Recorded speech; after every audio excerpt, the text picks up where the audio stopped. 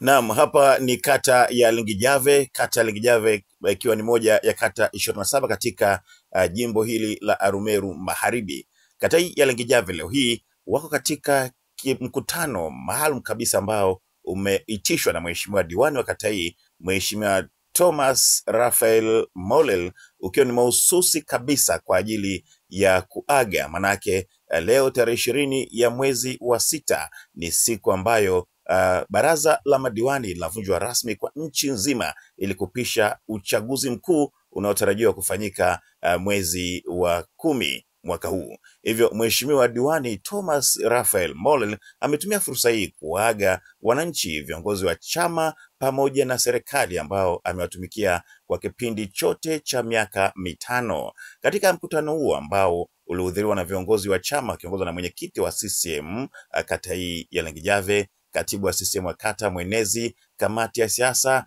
viongozi wa serikali, wenye viti wa vijiji na vitongoji, wataalam pia walikuwepo, waheshimiwa mabalozi, wananchi na viongozi wengine mbali waliohudhuria mkutano huu. Mheshimiwa Thomas Raphael Mollel alitumia mkutano huu kuelezea ilani, jinsi alivyotekeleza ilani ya uchaguzi ya CCM katika kipindi cha miaka 5. Wananchi nao walipata fursa ya kuongea na kutoa maoni yao, wakielezea kusikitishwa kwao na kitendo cha mheshimiwa diwani kuaga, kwani bado wanamhitaji na wangependa aendelee kuwepo madarakani. Diwani Mheshimiwa Thomas Raphael Mollel alibubujikwa na machozi ya huzuni kwa kitendo cha kuaga wananchi ambao amewatumikia kwa furaha, kwa amani, kwa bashasha, kwa moyo wake wote na kwa jitihada zake zote katika kipindi chote cha miaka 5. Wananchi nao waliongea kwa hisia kali wakati wakimuaga diwani huyo, hali iliyompelekea diwani kububujikwa machozi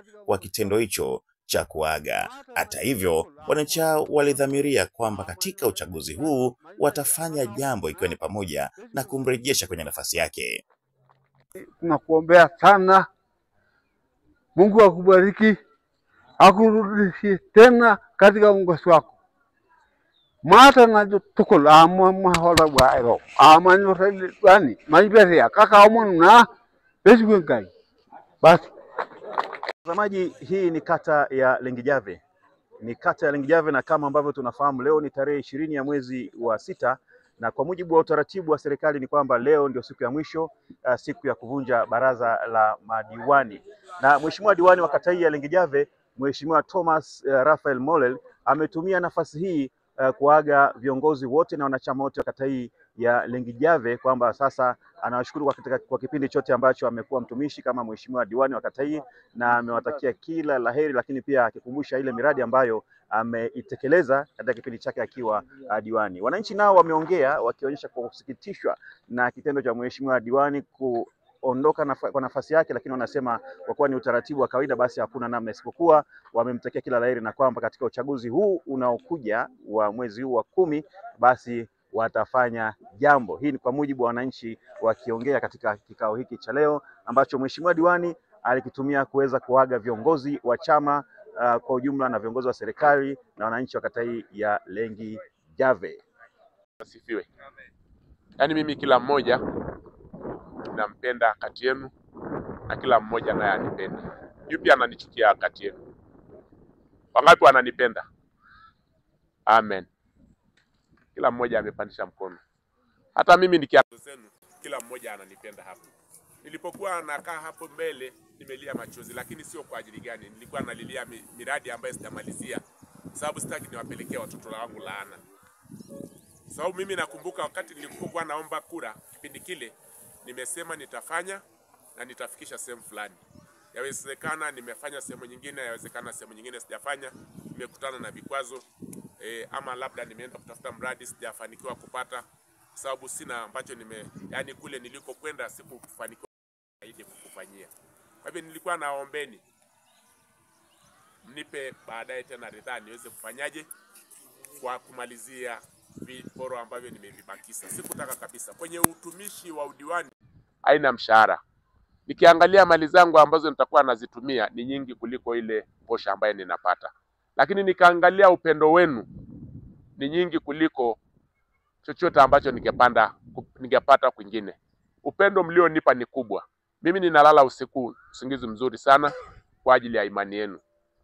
Ndugu zangu, tulifanya mambo mengi sana. Mambo tuliyoyafanya ni mengi, lakini sina chochote ambacho nimefanya kama mimi. Miradi yote yametoka kwa mama. Mimi ninakwenda tu kuomba kule halmashauri, lakini miradi yote ni Mama Samia. Mama Samia, sisi tumewachosha, mlikaa kuanzia saa 4 ama saa 3 mpaka sasa hivi tunaelekea kwenye saa 11. Inaonyesha ni jinsi gani mnavyonipenda ama mnavyompenda rais wenu, kwa sababu sera tunazozimwaga hapa sio za kwetu, ni za rais. Kwa sababu kama mimi ningekuja kutamba hapa wakati sina chochote nilichokifanya kama yale madarasa ambaye ni fedha za mama, nisingeonekana, kwa sababu sina hela yangu ya mfukoni ya kuweza kufanya. Mimi sina, kama diwani sina hela yangu ambaye ningeweza kufanyia. Lakini hata miradi ya jamii ya wananchi mimi sijaelezea. Nimeelezea zile miradi ambaye ni ya fedha kutoka halmashauri. Niliacha zile ili iweze kuzungumziwa na wenye viti. Lakini naamini nimewashawishi wenye viti wangu wa vijiji, walifanya vitu vizuri. Jaribu kuangalia hawa watu, wanahamu, kila mmoja anahamu kufanya kazi na mimi. Haswa wenye viti wa vijiji. Haswa nyie wote wenye kila nafasi. Kila mmoja ana hamu ya kufanya kazi na mimi. Inawezekana kuna wachache ambao wananilaumu. Mimi sio malaika. Inawezekana kuna vingine ambavyo nilishinda kuvifanya kwa sababu mimi sio malaika. Mimi ni binadamu na nina kasoro kama mtu mwingine yoyote. Na nirudi kusema tena, kama kuna mtu ambaye tumetazamana siku yoyote ama wakati wowote ama niliyomkosea, ninaomba radhi, kwa sababu na mimi ni binadamu. Kwa yoyote ambaye nitakuwa nimemkosea, aidha kujibizana vibaya ama nikakujia kwa hasira, unisamehe kwa sababu na mimi ni binadamu. Lakini nimalize kusema nikushukuru mwenyekiti wangu wa kata, niwashukuru wote kwa kila mmoja kwa kuacha shughuli zenu na kuja kujumuika na mimi. Agenda hii ni ya kwangu na mimi ndio niliomba hii siku. Lakini heshima niliyopewa na kata ama na ofisi ni heshima kubwa sana, kwa sababu ingetosha tu kusema ya kwamba leo hatuna nafasi, lakini wakaniambia uwe huru na utaongea na agenda itakuwa ya kwako tu. Sasa nyie mmeacha kazi zenu kuanzia saa 3 mpaka sasa hivi, mimi niwape nini? Sina la kuwapeni. Lakini mimi niombe kitu kimoja. Kama mimi nina madhaifu na nimekaa miaka 5 nisichaguliwe, sitaki nitende dhambi. Kama mimi nisiwezi kufanya kazi, sio vizuri, siwezi nikachaguliwa, sio vizuri nikachaguliwa. Lakini kama nimefanya kazi nzuri, naomba nichaguliwe.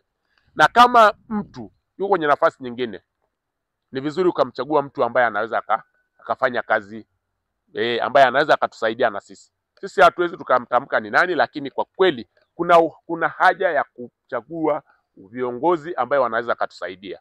Sisi moye. Mimi niwatakie siku njema. Tunasema asante kwa kazi yako njema, Mungu akubariki.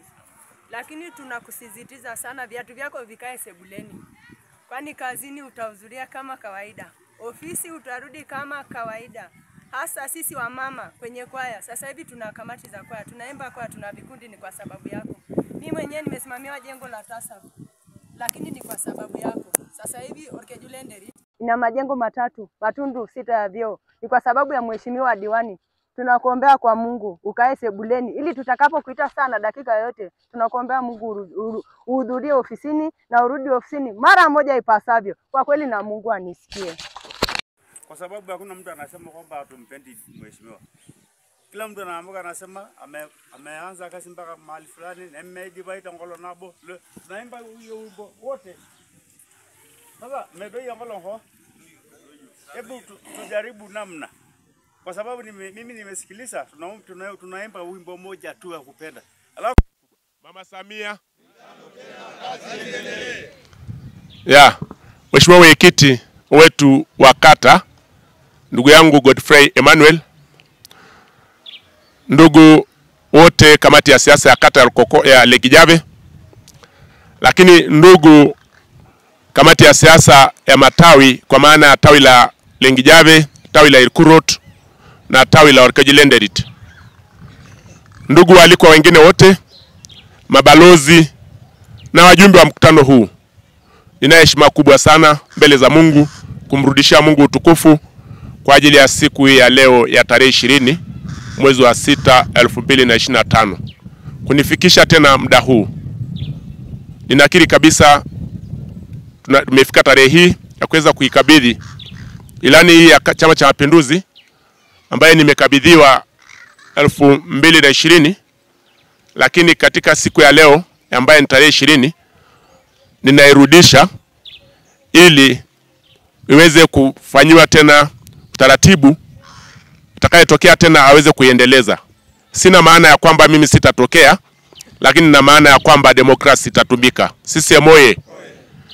Na mshukuru kila mmoja aliyeweza kuhudhuria katika hafla hii, ambaye mimi kama mheshimiwa diwani wenu niliwaomba mkaacha shughuli zenu, mkanipa muda wenu, mkanipa siku yenu ya kuweza kuja kujumuika na mimi, kwa sababu niliwaomba tu, tena sio siku nyingi, ya kwamba ninakwenda kuaga tarehe 20 kwa sababu ndio mwisho wangu ya udiwani. Sio mwisho kabisa, nitakuja kuomba tena, lakini kwa utaratibu leo ndio mwisho kwa nchi nzima. Nikasema hatuwezi kuachana njiani ama kuagana njiani. Ni vizuri nikawaita, nikawaeleza. Lakini katika yote niwashukuru watu kutoka kijiji cha Orkajilenderit. Kuna watu wametoka kule msituni, karibu na msitu. Inaonyesha ni jinsi gani tulivyo na mahusiano naye na upendo nao. Lakini washukuru watu wa Irkurut, nao wametembea tu umbali. Lakini ukijaribu kuangalia kuna watu wengine wanatoka mbali, watu waliotoka kule kwa Ngosek mpaka hapa, ni upendo na maeneo mengine yote. Mimi nikukushukuru kwa ajili ya kuweza kuacha shughuli zako na ukaja hapa. Lakini nitambue uwepo wenu wote, kwa maana wenye viti wa matawi, wenye viti wa vijiji na wenye viti wa vitongoji ambaye nimesema ni waweze kuwepo, watendaji wa vijiji na wajumbe wengine wote. Hakika Mungu alitufanyia jambo zuri. Tulianza safari hii miaka 5 iliyopita na tunahitimisha leo. Siwezi nikawaeleza kwa sababu niliandika kwenye ilani, yani sina sehemu ambayo haijaguswa na serikali ya Mama Samia. Lakini kweli nimshukuru pia mama, aliweza kutupa fedha nyingi sana katika miradi mbalimbali ambazo zimetekelezwa ndani ya kata hii. Nakumbuka niliingia ndani ya kata hii, vitu vingi vilikuwa vimetekelezwa, lakini na sisi tukaja tukavimalizia kuvitekeleza. Nikianza na sekta ya elimu. Sekta ya elimu, nakumbuka kabisa pale sekondari nilipokuja, madarasa yalikuwa machache na watoto walikuwa wanakaa kwa shida. Tangu nilipoingia mpaka leo tumejenga madarasa 10 pale sekondari Lengijave. Madarasa 10 sio mchezo. Lakini tangu nilipoingia tuliweza kufungua shule ya msingi moja, tukaongeza shule za kujenga madarasa 4, na fedha hizo zimetokana na Mama Samia, mfuko wa Mama Samia. Kwa hivyo nina sababu ya kuweza kumshukuru mama, rais wetu wa Jamhuri ya Muungano wa Tanzania. Lakini ukiangalia upande wangu wa kushoto, utaona madarasa ambayo ni mazuri na yanapendeza kuliko mengine yoyote. Hizo ni fedha za Mama Samia, zilitolewa tu juzi milioni 86, milioni 87. Kwa hivyo aliweza kutujengea yale madarasa 3 na ofisi na choo iliyoko pale. Kuna mtu mwingine anakasirika. Unakasirika kwa sababu mama ametupa pesa jamani? Naomba tumpigie Mama Samia mikono. Mama Samia. Mama Samia. Lakini ukienda pia kwenye shule zingine, kuna shule ambayo nina viporo. Shule ya msingi Lengijave nina kiporo, tulikuwa ni muendelezo. Lakini shule ya msingi Irkurut nina kiporo, nina viporo. Lakini haya yote, hakuna mtu anaanza kazi kwa siku moja na akamaliza kwa siku moja. Yupo jamani? Hakuna mtu ambaye anaanza kazi kwa siku moja na kumaliza kwa siku moja. Kwa hivyo kwa upande wa elimu tulijitahidi kwa haya yote, haya yakatekeleza. Lakini ukija kwenye upande wa afya, upande wa afya Mama Samia aliweza kutupa shilingi milioni 1 kwa ajili ya afya. Milioni 100. Lakini milioni 100 hizo, milioni 50 zimeingia kwenye zahanati hapa Lengijave na milioni 50 zikaingia kwenye zahanati ya Irkurut. Tumpigie mama makofi. Lakini hapa Lengijave tulianza jengo la mama na mtoto, ambaye hivi majuzi kwenye budget wametengewa milioni 30 kwa ajili ya kuweza kuendeleza jengo hilo. Lakini kule Orkajilenderit hatuna zahanati, kuna mobile clinic ambaye watu wanakwenda yani inatokea mara 2 kwa mwezi. Inatokea mara 2 kwa mwezi. Kwa hivyo ile mobile clinic tulipata shida kidogo kwa ajili ya kuweza kuweka zahanati, lakini tulikaa na serikali ya kijiji hivi majuzi, tunatafuta namna ya kuweza kuweka zahanati pale kijiji cha Orkejulenderit. Lakini kuhusu watumishi kwenye sekta ya afya, huku nyuma kidogo ilileta utata kidogo. Watumishi wa pale Irkurot tulikosa watumishi, lakini nilipambana tukapata daktari hivi majuzi, tukawapata watumishi. Nadhani sasa hivi masuala ya afya yanaendelea pale kijiji cha Irkurot. Kweli si kweli? Tumpigie mama makofi kwa sababu baada ya ajira mpya aliweza kuwaleta watumishi pale. Lakini kingine ni kwamba tunakwenda kwenye sekta ya miundombinu ya barabara. Ndugu zangu, niliingia kwenye kata hii hatukuwa na barabara hata moja ya TARURA. Lakini nakiri sasa hivi ya kwamba tumesajili barabara nyingi za TARURA, lakini barabara tulizoanzisha ni barabara ile ya Lexota Loyogo ambaye iko kwenye budget na imeshatengewa fedha, wakati wote watajengewa, japo pamoja na hayo imeshajengwa kilomita 1. Kwa hivyo kuna muendelezo wa kujenga barabara hiyo, na fedha za daraja pia kule kwa Ngosek ziko kwenye budget. Ukitoka pale kuna nusu ya barabara kitu kama kilomita 1 tuliojenga pale Irkurot ambayo wanaita Lengishon Shaudo. Hiyo barabara pia naye iko kwenye budget ya imeshatengewa fedha. Lakini ukienda Kandaskiriet kuna barabara ambayo imeanza ambayo wanaita Veterinary Kandaskiriet. Hiyo barabara itaanza mapema, utaona tu ikichongwa na inatengenezwa na hela za Mama Samia. Tumpigie mama makofi. Lakini ukiangalia kijiji cha Irkurot na Orkejulenderit walikuwa hawasiliani wale watu. Pale tuliweza kujenga daraja, vijiji vile wana daraja kwa sababu watoto hawakuwa na namna ya kuweza kwenda shule ya msingi Irkurot, lakini kwa sasa hivi tuna daraja pale Orkejulenderit ambaye wanatumia Orkejulenderit na Irkurot. Kweli si kweli? Tumpigie mama makofi. Unajua kujenga daraja ndani ya watu, ndani ya wananchi na hamna barabara pale ni jitihada za serikali. Inaonyesha ni jinsi gani mama alivyo na uchungu na nyie. Lakini pia ukijaribu kuangalia tuna barabara nyingi ambazo ziko kwenye utaratibu wa kujengwa na imeshawekwa kwenye TARURA. Kwa hivyo tuwe na subira, fedha za serikali aziji ni kama tunavyotegemea sisi kwa haraka. Inakuja kwa mipangilio. Inaweza ikaja kidogo ikatoshea kwenye maeneo machache, lakini kwa awamu nyingine zikaja zingine. Sisi moye. Kama nilivyosema ya kwamba tunatekeleza ilani ya Chama cha Mapinduzi, pia ukienda upande wa miundombinu, mifugo tulijitahidi kwa sababu hapa kwenye wilaya yetu tulipata majosho mawili tu. Josho moja kati ya zile mawili ambayo tumepata kama wilaya, lakini kata yetu naye ikawa imebahatika, ikawa imepata josho lile la Olbak. Tumpigie mama makofi. Lakini ukija kwenye upande, sijui nimebakisha sekta gani?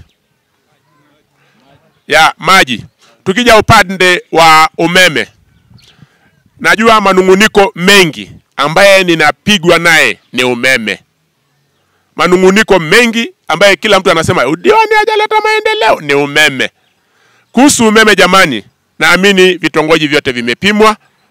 Ni wakati tu na tarehe tu umeme itaingia kwa kila kitongoji. Tumpigie mama makofi.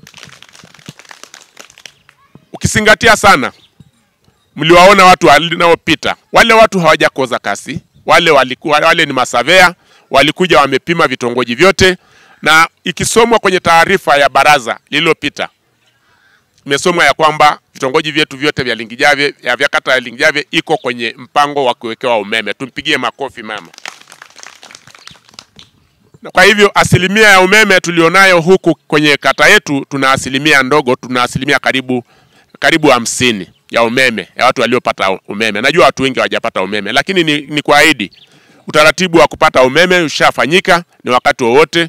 Nilikuwa na meneja wa TANESCO juzi, alikuja kwenye kata, tukateta sana, akaniambia kuanzia tarehe 1 mwezi wa 7 watashughulika kuweka umeme. Sisi moye. Lakini tunakwenda kwenye maji. Nimebeba kichwani kwa sababu ni kazi yangu. Tunakwenda kwenye maji. Nilipoingia kulikuwa na shida ya maji ndani ya kata hii ya Lengijave. Hata leo bado tuna shida ya maji. Lakini nilijitahidi kwa kijiji cha Lengijave, kwa wale ambao walikuwa na maji, mipira iweze kutawanywa kwa watu wengi binafsi wana maji manyumbani. Wengi wana maji manyumbani, na hayo maji yalikuwa yanapatikana mara kwa mara. Japo ni ya kulipia, lakini kulipia ni afadhali kutokuwa na maji kabisa. Si kweli jamani? Lakini ukijaribu kuangalia kijiji cha Irkurot na Lengijave. Irkurot na Lengijave wale wana mradi wao ambaye masavea wameshapita na ni Irkurot na Orkejelenderit. Irkurot na Orkejelenderit. Masavea wameshapita. Hata juzi kama wiki kama 3 kuna magari yamepita kuhoji watu. Kweli si kweli? Kuna magari yamepita kuhoji watu matumizi ya maji, kwa sababu mradi unaoletwa ni mradi mkubwa sana. Inaletwa mradi wa bilioni 1 na milioni 400. Tumpigie Mama Samia makofi. Nikiwa diwani nisiwe diwani, lakini tayari hiyo imeshatiki ya kwamba maji yale yatakuja. Ndugu zangu, mimi ninamshukuru kila mmoja. Mmenipa ushirikiano mkubwa sana. Sijawahi kugombana na mtu yoyote, sijatazamana na mtu yoyote katika kata hii. Nilifanya kazi na nyie na kila mmoja, na hakuna mmoja alionipigia simu nikampuuza ama nikamdharau. Sisi moye. Labda tu mtu atakuwa mwongo yule ambaye atasema mimi amenipigia simu nikamdharau. Lakini nipongeze pia mradi ambaye ilianzishwa na vijana ambaye wameikarabati bomba lile la Memuruti. Vijana wale wamefanya kazi vizuri, walikuwa na nia njema, yale maji ambaye yalitaka kuleta mtafaruku fulani. Lakini niwapongeze wale vijana, wamejitahidi, wamefanya kazi yao. Lakini pia tukija kwenye swala la ulinzi na usalama, huku kwenye kata tulikuwa hatulali. Kila mwaka mvua ikinyesha tunakwenda kupigana masaini. Si kweli jamani? Lakini nimshukuru Mungu, tangia mimi niwe diwani hakuna watu walioshuka kwenda kupigana na wenzao. Wapo jamani? Hawapo. Nikiri kabisa ya kwamba ni utaratibu mzuri tuliofanya kule, ya kwamba tusiingiliane, lakini tukaenda tukaweka mipaka yale ya zamani, tukarudishia mipaka kama yale ya zamani. Kwa mfano pale kwa Goigoi tukasema sehemu ambaye eneo lake lilikuwa linafika liheshimiwe, lakini na mifugo yetu nao waheshimiwe waweze kufika kule. Kwa hivyo mimi ninaamini na mnashukuru Mungu, ninakwenda kumaliza nafasi yangu wakati watu hawajamwagana damu, hawajatazamana vibaya. Sina sababu ya kuweza kumlaumu mtu yoyote, kwa sababu hakuna mtu yoyote alionitazama na mimi vibaya. Sisi moye. Bwana Yesu asifiwe. Nimshukuru Mungu pia kwa ajili ya ushirikiano niliopata kwa ngazi ya kata, kwa maana ya mwenyekiti wa kata, wenye viti wa vijiji waliopo kwa sasa wamenipa ushirikiano wa kutosha kabisa.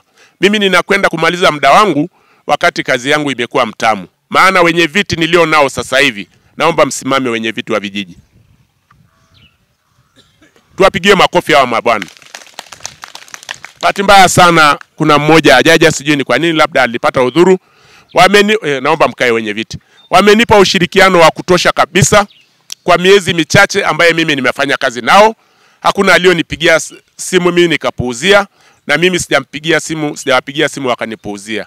Tulikuwa tunafanya kazi ya serikali Bennett kwa Bennett, na tumepata ushirikiano wa kutosha. Lakini isitoshe, niwasimamishe wenye viti wangu wa matawi. Naomba msimame. Hawa ndugu wamenipa ushirikiano kiasi ya kutosha. Hakuna alionikwaza, hakuna alionitatiza. Wote tulifanya kazi kwa pamoja. Ninamshukuru Mungu, leo tunakwenda kuagana tukipendana. Naomba mkae. Kuna mtu mwingine atapenda kuona ya kwamba kwa nini watu wamependana. Usipende. Yaani watu wapendane, kwa sababu ndio tutafika mbinguni tukiwa salama. Bwana Yesu asifiwe. Ndio tutafika mbinguni tukiwa salama. Lakini niwasimamishe pia kamati yangu ya siasa, ili naomba msimame kamati yangu ya siasa ya kata. Ninakwenda kuaga wakati sina mikwaruzo yoyote na kamati yangu ya siasa. Tulifanya kazi kwa pamoja, na kila wakinipanga tuende ziara, mimi nilikuwa tayari kwenda nao. Kwa hivyo mimi ninawaaga mkiwa salama na tukiwa tumepeana mikono salama. Asanteni, naomba mkae. Lakini niwasimamishe waenezi wangu wa matawi yote matatu. Naomba msimame waenezi. Niwashukuruni sana waenezi kwa kunipa ushirikiano, kwa sababu naomba mkae. Kila jambo lililotaka kutokea mlijaribu kuzuia na mlijaribu kufanya kazi kwa pamoja. Asanteni sana. Lakini niwasimamishe wenye viti wangu wa vitongoji. Hawa ndugu, hakuna mimi nimejaribu kutoa chochote changu cha mfukoni, naweza kumlipa kila mmoja maji ya kunywa kwa sababu hatujaandaa chakula, na lakini kila mtu nimemlipa shilingi 10,000 kwa ajili ya kuchukua sukari aenda akanywe na watoto wake. Sio kana kwamba mimi ni tajiri, hapana. Mimi ni mtu wa kawaida, lakini nilijali heshima yenu mlionipa na utu wenu na kazi zenu mlizoziacha. Unaweza ukaona hiyo 10,000 ni kidogo, lakini sio kidogo kwa mahusiano nilionaye mimi na wewe. Bwana Yesu asifiwe.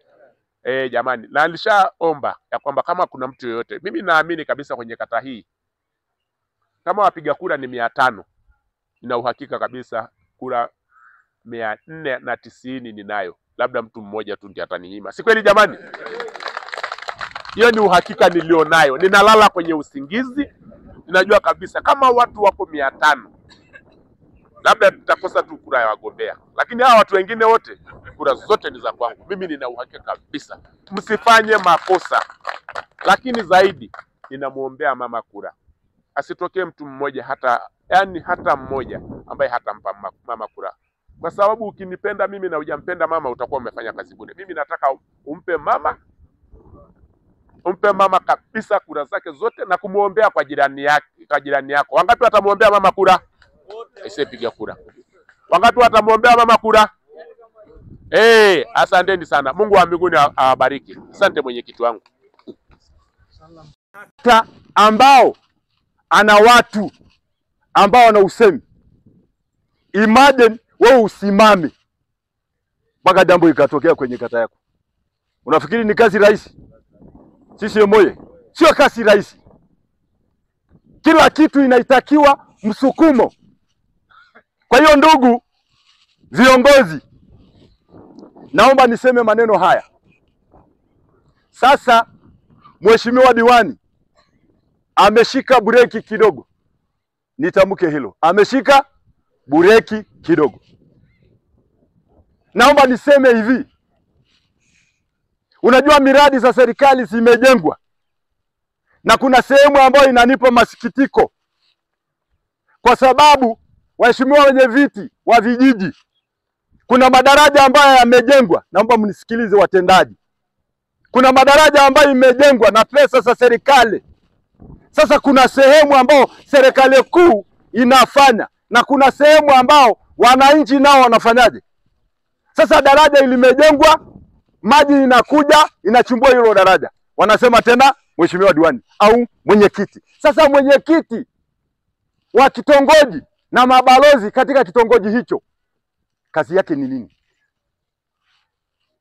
Sisi moye, kazi yake ni nini? Ni kutunza daraja. Ni sawa na madarasa sasa hapa. Sasa walimu wasipotunza zitakuwa majokofu baadaye. Kitu ambacho itakuwa kila mtu akija anashangaa. Kwa hiyo sasa kwa kipindi hichi sasa hivi naomba niseme tu kwamba kuna daraja ambalo liko pale kwa Mbiroi linachukuliwa na maji. Sisi moye, daraja hilo ambalo lipo pale kwa Mbiroi inachukuliwa na maji, na daraja ambalo liko pale ambayo inaunganisha vijiji vingapi? Ndugu zangu, isifike wakati sasa ambao tunakuja kumpokea mheshimiwa diwani alafu tunakuja kupokea tena habari ya kusema kwamba daraja linachukuliwa. Tulikuwa tumeshauri viongozi wakati huo kwamba waweke vumbi kwenye mifuko, wapange kwenye sehemu ambao maji inaingia kwenye daraja, waelekeze maji ingie kwenye sehemu ya kupeleka maji. Kidumu Chama cha Mapinduzi!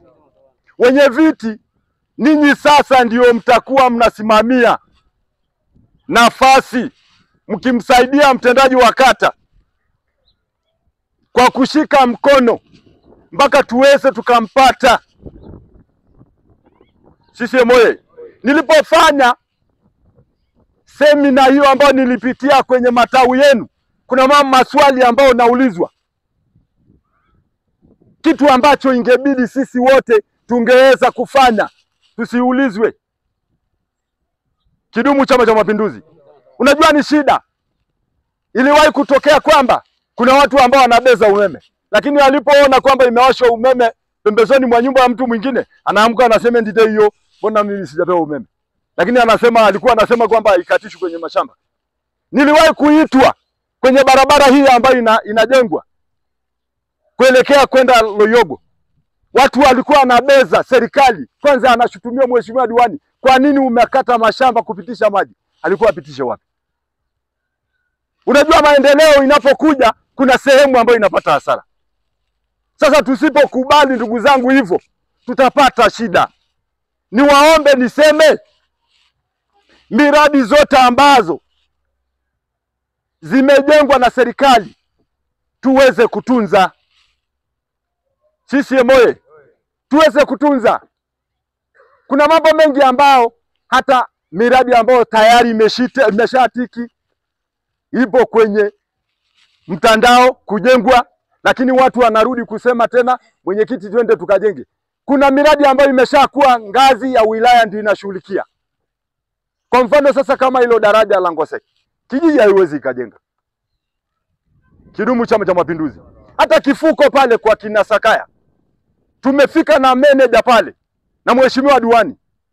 Kwa hiyo kitu ambacho tunahitaji, tuombe Mungu atupe neema, alafu tuweze kufikia tamati vizuri. Kidumu Chama cha Mapinduzi! CCM oye! Niendelee kusema, nipende bure. Usinipende kwa sababu kuna kitu nakupa. Nipende kama mwanadamu mwenzako. Ukinipenda bure utafanikiwa, lakini ukinichukia bure hautafanikiwa. Maana kuna kitu hata ambao ungetamani upate kwangu, lakini kwa sababu unanichukia upati. Kidumu Chama cha Mapinduzi! Viongozi, niwaombee Mungu ili Mungu atufikishe salama na tufanye kazi hii kwa pamoja. Na niombe sasa, kwa sababu mheshimiwa diwani alikuwa amesema kwamba anataka kila mmoja ashike mkono wake ndipo aone kwamba ameambiwa go and break. Kidumu Chama cha Mapinduzi! Kwa hiyo mimi niseme sasa, naomba niseme kwamba ninairisha kikao chetu mpaka siku ambayo tutawaita, kwa sababu tutawaita tena.